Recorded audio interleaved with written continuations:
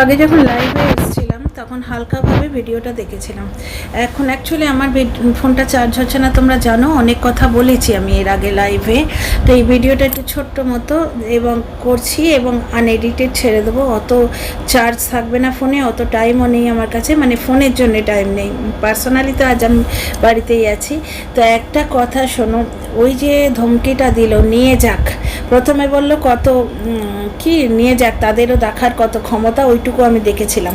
পরে পুরোটা দেখলাম যে তাতে বলছে নিয়ে এসে কিন্তু নিয়ে যেতে হবে, দেখি কত ক্ষমতা। দেখো একটা কথা, টিনা কিন্তু কোর্টের অর্ডার হবে তবে গিয়ে নিয়ে আসবে, প্রশাসনের অর্ডার না হলে সে বাচ্চা নিয়ে আসতে পারবে না। আচ্ছা গিয়ে নিয়ে আসো, দেখি কত ক্ষমতা, মানে কি প্রশাসনকে ধমকি দিচ্ছে না টিনাকে ওপেন থ্রেট দিচ্ছে যে একবার এখানে আয় তারপর তোকে অবস্থা দেখাচ্ছি। সেদিন লাইভে শুনলাম 100 লোক ওখানে অ্যাক্টিভেট আছে, এলে রাম কেলানি দেবে, আরেকজন সমাজসেবীকে বলছিলেন উনি, এবং 20 জনের টিম আছে, চতুর্দিকে সিসিটিভি আছে।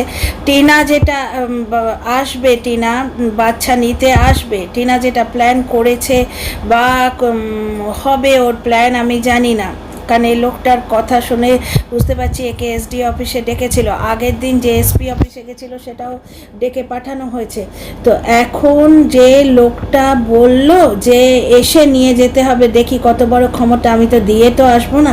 দেখো বাবু, প্রশাসনের অর্ডার হলে গিয়ে দিয়ে আসতে হবে, এবং দিয়ে তো আসবো না বললে তো হবে না। দ্বিতীয় কথা, টিনা যদি নিতে আসে তাহলে কি ওপেন থ্রেট দিচ্ছে যে টিনাকে মারবে, ধরবে, কি থ্রেটটা কি, দেখি কত বড় ক্ষমতা, মানে কি এটা কি প্রশাসনকে থ্রেট দেওয়া হচ্ছে না? এরপরেও তোমরা বলো যে টিনা একবারও বাচ্চাকে দেখতে গেল না, টিনা রিকভারির দিন বাচ্চা কেন আনেনি, প্রমাণ দিলাম তো টিনা রিকভারির দিন বাচ্চা কেন আনেনি। আজকে যদি বাচ্চা নিতে যায় টিনা তো করে যাবে, মানে প্রশাসনের অর্ডার হাতে নিয়ে যাবে, তাতেই বলছে দেখি কত বড় ক্ষমতা, এখান থেকে এসে নিয়ে যাক, তার মানে কি ওখানে ওরা বাধা দেবে? কথাটা বাংলা ভাষায় তো বলেছে, এইটুকু মানে আমিই বুঝেছি। এবার দর্শক বন্ধুরা তোমরা বলো, তোমরা এর যদি অন্য কোনো মানে থাকে, তার মানে কি কত বড় ক্ষমতা এখানে এসে নিয়ে যাক, এই কথাটার মানে কি? যে টিনা ওখানে গেলে তাকে মারধর করবে না কি করবে, টিনার জীবনের আশঙ্কা আছে না কি, এর মানে কি? কোনো ল অ্যাবাইডিং সিটিজেন হলে সে কি বলতো যে প্রশাসনের যদি অর্ডার হয় তাহলে আমি দিয়ে দিতে বাধ্য, আমি দিয়ে দেবো। এ তো ওপেন ধমকি দিচ্ছে গো, কত বড় ক্ষমতা, নিয়ে যাক দেখি।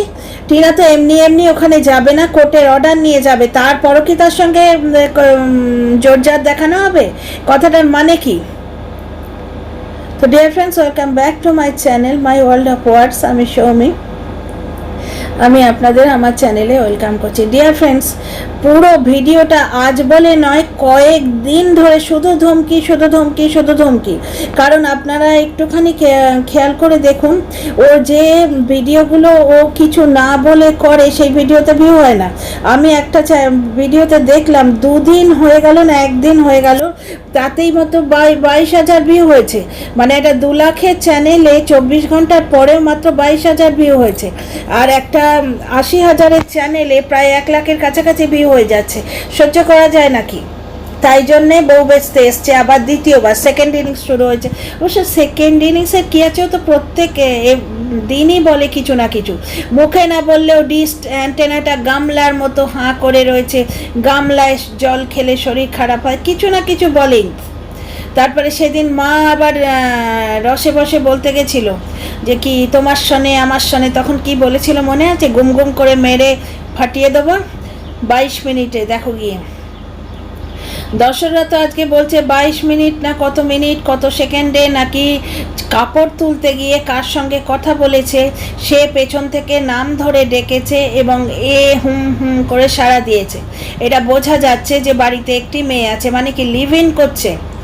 পিএ হোক বা যেই হোক, লয়ার হোক বা যেই হোক, মানে কি লিভ ইন করছে। তাহলে তোমরা এখানে ফোকলা খুঁজে বেড়াচ্ছ কেন টিনার ফ্ল্যাটে? আমি টিনাকে সাপোর্ট করছি না এই ক্ষেত্রে, টিনার ফ্ল্যাটে কেউ নেই, কারণ টিনার লিগাল টিম সাপোর্ট করবে না। তোমরা একটা জিনিস জেনে রাখো, টিনার ওই কমিউনিটি পোস্টটাকে জপের ঝুলি করে যারা রেখে দিয়েছে, কিন্তু টিনা বারবার বলছে ওই লোকটার সঙ্গে আমার কোনো সম্পর্ক নেই। একজন ভদ্রলোক যার সঙ্গে ওই ফেসবুক চ্যাটটা করা হয়েছিল, তিনিও ইনস্টাগ্রাম পোস্ট দিয়ে বললেন যে সেই মেয়ের সঙ্গে আমার কোনো সম্পর্ক নেই। ঠিক আছে, মানে এটা কিন্তু বোঝাও গেছে। এর আগেও বিদেশি খিস্তিবাজ যখন তাকে ফোন করেছিল, সে বলেছিল যে আমরা কি টিনার ঠেকা নিয়ে রেখেছি নাকি। নানাভাবে বোঝা যাচ্ছে। সেগুলো যদি বিশ্বাস নাও করো, ছেড়ে দাও, বিশ্বাস করতে হবে না। কিন্তু এই লজিকটা তো মানো, টিনা এত টাকা খরচা করছে। একটা জিনিস দেখো, কালকে একজন সমাজসেবী ভিডিও করেছিলেন, সেখানে উনি কি বললেন, যে প্রসেসে পয়সা লাগে। কোনো সমাজসেবী তাহলে মুফতে কিছু করে না, ওনার ভিডিও দেখলে বোঝা যায় যে কাজ করতে গেলে পয়সা লাগে ডেফিনেটলি। তাহলে টিনারও পয়সা খরচা হচ্ছে।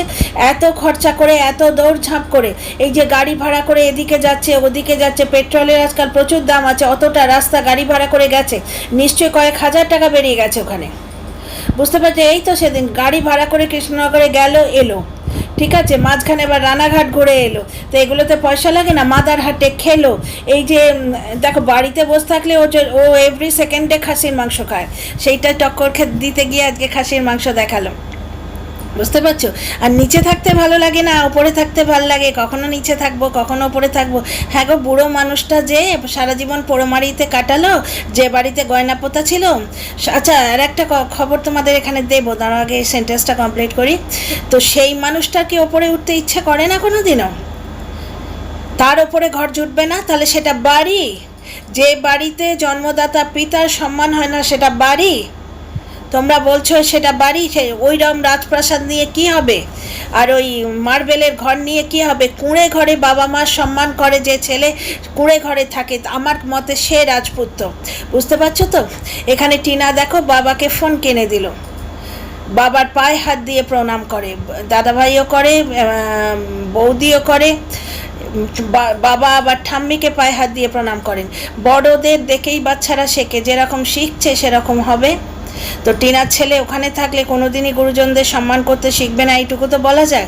আজকে অনেক দর্শক বন্ধু বলছেন যে ওই মাংসটা অত লাল হয়েছে, ওইটা কখনো বাচ্চাটা খেতে পারে? দর্শক বন্ধুরা বলছেন, দর্শকদের কথা এটা। আর 2-3টে স্ক্রিনশট আমি তুলে রেখেছি। এটা তো এডিট করব না এই ভিডিওটা, কারণ এডিট করার ক্ষমতা হবে না, কারণ এতে 4 জনেই বেশি, আর আমার ফোনটা অতক্ষণ জীবিত থাকবে না। ফোনটা একটা প্রবলেম হয়েছে, কালকে বড্ড বৃষ্টি হয়েছিল, তো তাতে ফোনটা পুরো ভিজে গেছিলো। তো বহু কষ্টে বাঁচিয়ে নিয়ে এসেছি ফোনটাকে, অনেক খরচাপাতি করে। তো যাই হোক, আনএডিটেড ছাড়বো। তো তোমরা শুনতে পাচ্ছ তো, আমি কিন্তু প্রাণপণে জোরে বলার চেষ্টা করছি। এর থেকে আমার গলার জোর বড় বেশি নয়, কারণ আমি খুব খ্যার করে ভিডিও করতে পারি না। ভদ্রবাড়ির মেয়ে বউ, ভদ্রভাবে কথা বলি, এর চেয়ে বেশি ষাঁড়ের মতো চিৎকার করে আমি কথা বলি না। শুধু ভিডিওর জন্যই বা কী করে বলবো। হ্যাঁ, একটা জিনিস ভুল করে ফেলেছি, সেটা হচ্ছে আমি ইয়েটা লাগাতে পারতাম, মাইক্রোফোন, সেটা লাগাইনি অবশ্য। তো দেখি মাইক্রোফোনটা কোথায় আছে, মনে পড়লো যখন লাগিয়ে নিই।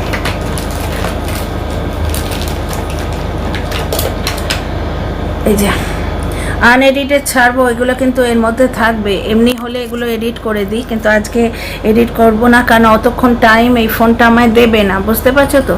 তো কথা আমার হচ্ছে যে তোমরা একটু বলো তো, টিনা ওখানে যে যাবে, প্রশাসনের অর্ডার না থাকলে তো টিনা যাবে না।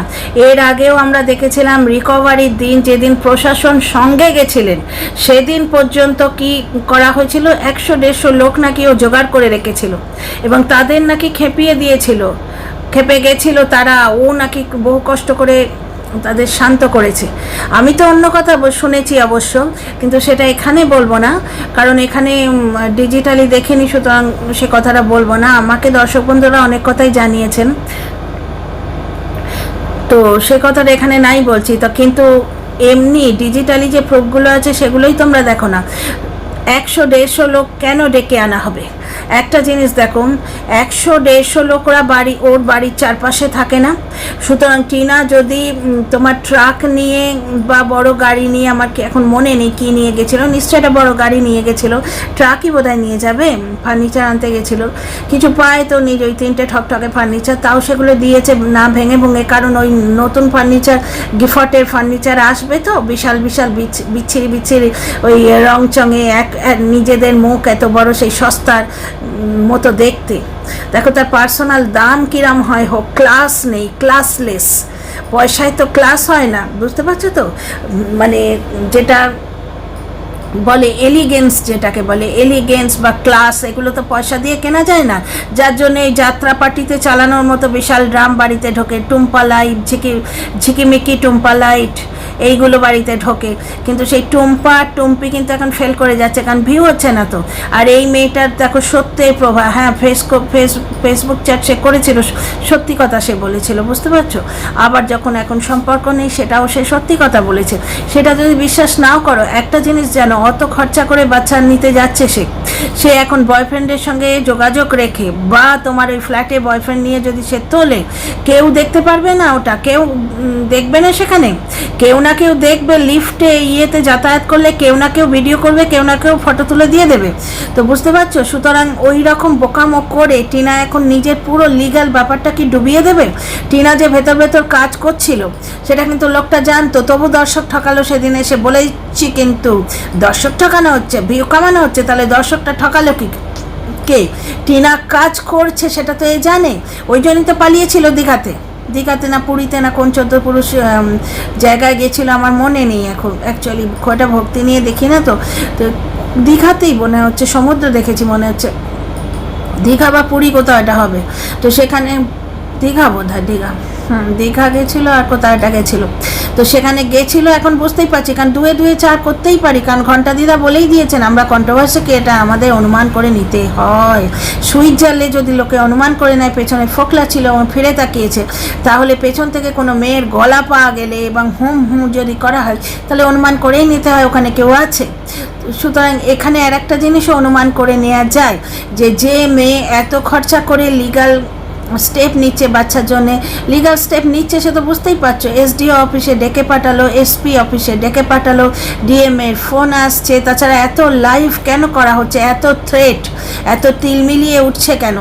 নিশ্চয়ই টিনার তরফ থেকে কিছু পোক করা হচ্ছে। তাছাড়া সেদিন কি বললো যে বাচ্চাটাকে স্কুলে কি লেখাপড়া শেখাচ্ছি, সেখানেও এদের কাটি করা দরকার, তার মানে কি? তার মানে বাচ্চাটার স্কুলেও বোধহয় খোঁজ নিতে গেছিলো চাইল্ড লাইনের লোকেরা। দোকান ঘরের পাশে একটা ছোট্ট ঘর দেখলাম যেখানে বাচ্চাটাকে ড্রপ করলো, ওইটা প্লে স্কুল ওই রকম হয়। আমি নিজে প্লে স্কুলে চাকরি করেছি একটা সময়।